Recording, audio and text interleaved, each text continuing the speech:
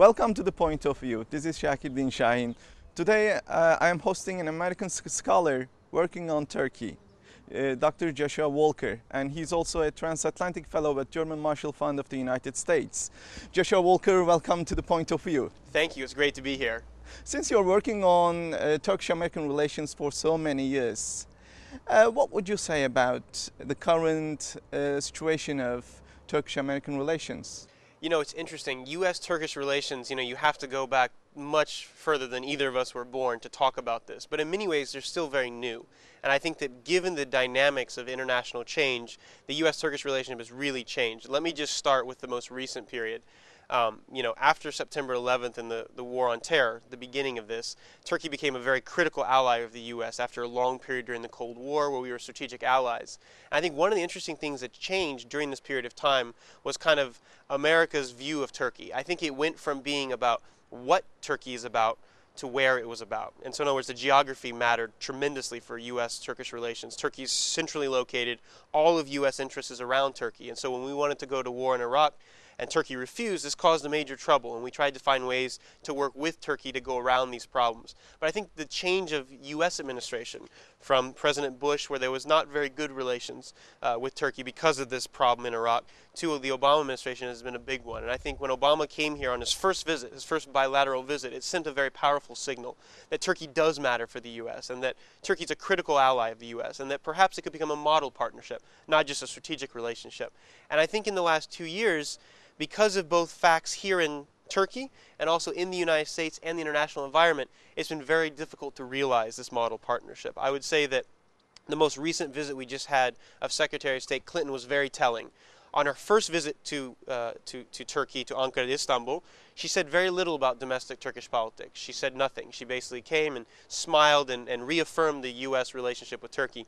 This visit was very interesting to watch. She not only had meetings with the foreign minister, the prime minister, and the president on the phone, of course, but she also had meetings with the opposition leaders. And she had a very important meeting with the patriarch here. She had meetings with civil society. She did TV programs. And she was very outspoken. She wasn't overly critical of Turkey, but she did warn Turkey. She did say, look, Turkey is a model for this region. The U.S. is very keen on watching Turkey's successful growth, but at the same time, being a model is not about being static. It's not about just staying in the same place. Electing one party to rule in Turkey is not the model that we're looking for. We're looking for a responsible leadership. We're looking for democratic growth in all senses. And if Turkey's democratic internal transformation can match its tremendous economic potential, then the U.S.-Turkish relationship is going to be continuing on the right path going forward. Joshua, what has changed between her two visits? I think a lot has changed. I mean, here in Turkey, a lot has changed. I've been here for the last couple of weeks and months, and just watching the scandals about Fenerbahce, the football team, this feeling after the elections. I thought that after the elections, in some ways, Turkey would feel even more confident. I mean, in the middle of this tremendous Arab Spring where all the people of the region are asking for democracy, here is one of the most important democracies in the world, showing the world how to do elections. But instead of feeling confident, there seems to be a feeling of, I would say, pessimism here, of just kind of uncertainty of the future. What does a new constitution look like? Will the ruling party work with the opposition parties? What's happening with the Kurdish issue, with the terrorist attack a few days ago? So I think that there's a major change here inside of Turkey, and I think there's also a change on the U.S. side. In 2009, when Obama was elected and came to power and came to Turkey on the first time, he was riding this wave of optimism and hope, this idea that anything was possible. I think in some ways the realities of international politics have confronted Americans, and we realize that our own domestic problems and our own financial house is not in order. And given the troubles that we're seeing in Europe as well, it's much more difficult to kind of project this feeling of hope and optimism. And so I think on both sides of the Atlantic there have been individual troubles, and then of course there have been international troubles. I think the Gaza flotilla incident, the Iran sanctions vote that happened last year, these are all things that drove a wedge between U.S. and Turkey because we saw things from a very different perspective. And yet, even though we have those challenges, even though we have those individual domestic challenges, overall we continue to need each other much more than sometimes our leaders are willing to admit. What possible areas of cooperation can you think of? The biggest one right now is Iraq. I mean, the fact that Turkey has become the #1 investor, #1 partner for the northern part of Iraq is an amazing transformation. Back during the Bush years, it seemed that Turkey was on the exact opposite side. You know, Kurds of northern Iraq and Turkey were almost like enemies of each other. Now they've completely changed. Now many times when I talk to my Kurdish friends, they say, well, look, we look to the Turks as our older brother, our abi, our bigger respected partner. And so I think in Iraq, as America is beginning to figure out what the future of that country looks like, that has to be determined by the Iraqi people, no longer by U.S. forces or by the Coalition Provisional Authority. We need to find critical actors in the region. And of course, the biggest trouble that we have in the Middle East right now is Iran. And so if Turkey can serve in some way, not just to balance Iran, but to offer a future, because Turkey, what it represents, at least from an American perspective, is a successful democracy in a secular society within a Muslim majority nation.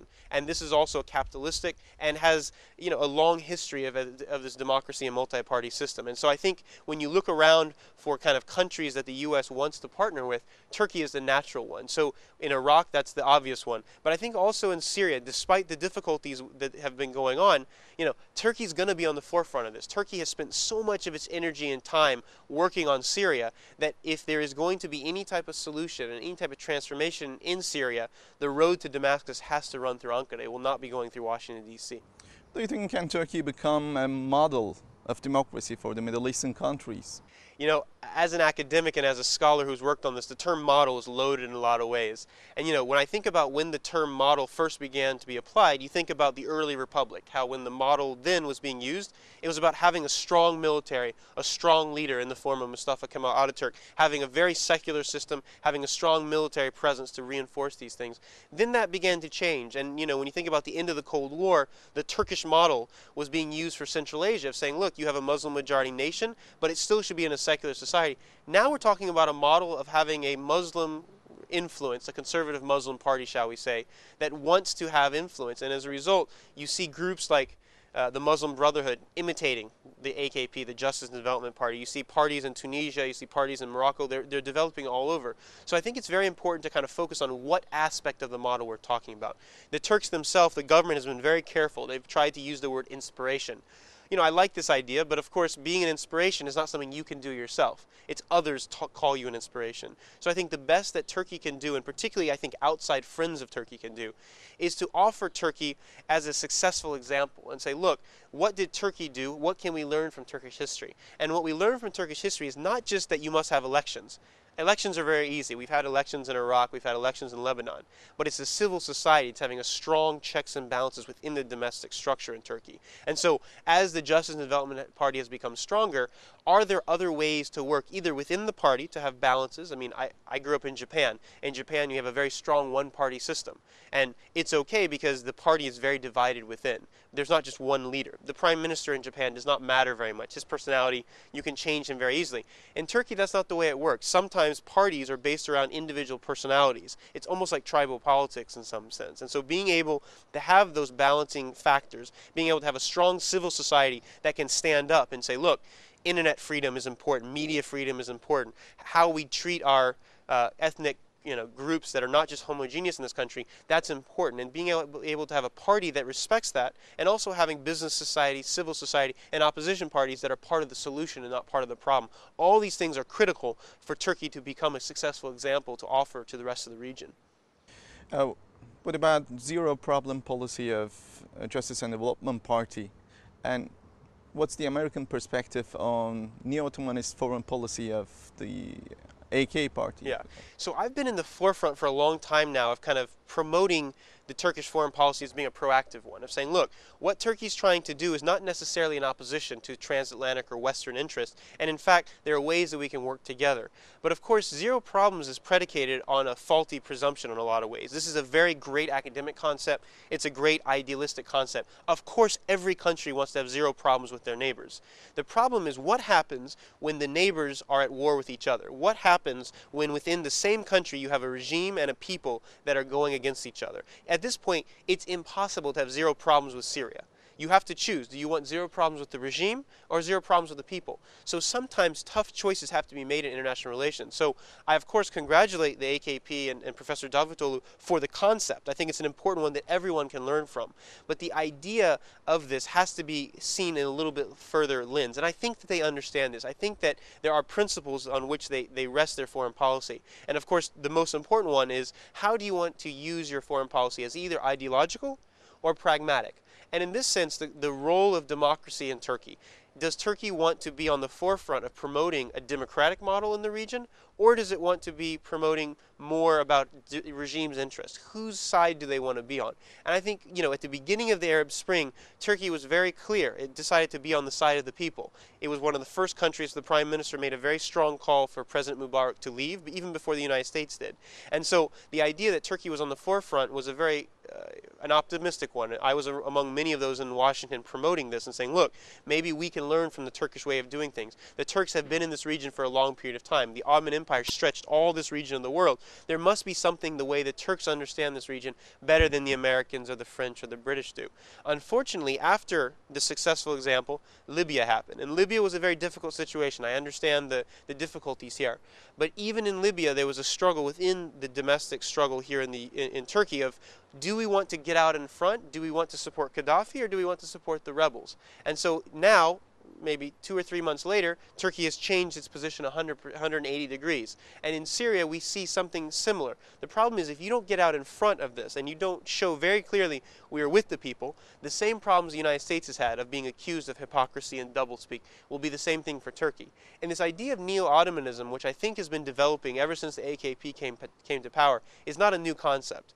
This is something that Özal, the late president, late prime minister in Turkey, promoted very actively, of saying, look, the best way for Turkey to have influence is to kind of, some ways, recreate the sphere of influence around it. But the problem here is, sometimes I wonder if neo-Ottomanism is not just another code word for kind of reuniting the Muslim world. Because if it's really, truly neo-Ottoman, then you focus more on the Balkans, more on Greece, more on this area of the world, and it's not exclusively focused on the Muslim world. And of course, neo-Ottoman doesn't include the Central Asian republics, because today Turkey has a large influence in the Turkic world, along with the Sunni Muslim world, along with its other regions. So in my understanding, I would like to call Turkey a supra-regional power, because of the fact that Turkey is not just a Balkan power, it's not just a Caucasian power, it's not just a Middle Eastern power, it's all of the above. And I think the critical point here is, does Turkey want to continue its historic relationship? And one of the reasons Turkey has been so strong in the last couple of years, and particularly the last decade, is because of this transatlantic link.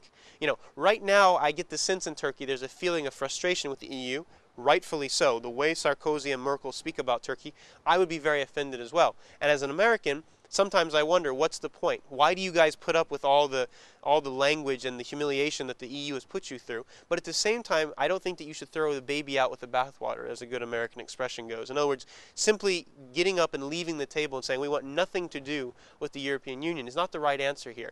Historically, whenever the EU leg has been poor, the US-Turkish leg has been strengthened. There's almost a triangle here. Unfortunately, in the last couple of years, it seems that at the same time the EU leg has become weak, the U.S.-Turkish leg has become weak. And I hope that with Clinton's visit, Petraeus' visit, Panetta's visit, Obama's visit 2 years ago, there might be some new energy and new dynamism. And I would be very forthright and say, this is not just Turkey's responsibility. This is the United States' responsibility as well. We have to actively cultivate this relationship. For so long, we've ignored Turkey because in many ways, it was a good NATO ally, it was an important transatlantic partner, but we didn't need anything from Turkey. And now things are changing. And if you need to work closely with somebody and you want something, then you have to ask, and you have to ask respectfully, and you have to work closely with your partners here. Will Turkey ever become a member of the European Union? Inshallah. Inshallah. I think that Turkey has all the right credentials, and I think it has all the right signs. I don't ever think that the European Union will have the courage to say no to Turkey. I don't think so, because in my mind, the European Union is a technocratic, a bureaucratic institution. It will frustrate the Turks, it will anger the Turks, but if the Turks have the stamina and the perseverance, I think that in 10 to 15 years, Turkey will have the opportunity to join the EU. Then the question becomes, do you want to become a member? Given what we're seeing in Greece, given what we're seeing in Portugal and Ireland, what's the value? 40 years ago when you began the process of beginning to become part of the European community, it was very clear Turkey was a developing nation, it needed this. 10 years ago, when Turkey was even more seriously considering it, and even 5 years ago when you got the date for candidacy, those are all important milestones. But the Turkish economy has changed that story very dramatically in many ways. And the question is Turkey willing to change not just its economy and trying to link itself to Europe, which I think it's done a very good job of doing, but is it going to change civil-military relations? Is it going to change its constitution? Is it going to change its political structure to be in line with all aspects of the acquis communautaire? The problem right now is we don't actually know.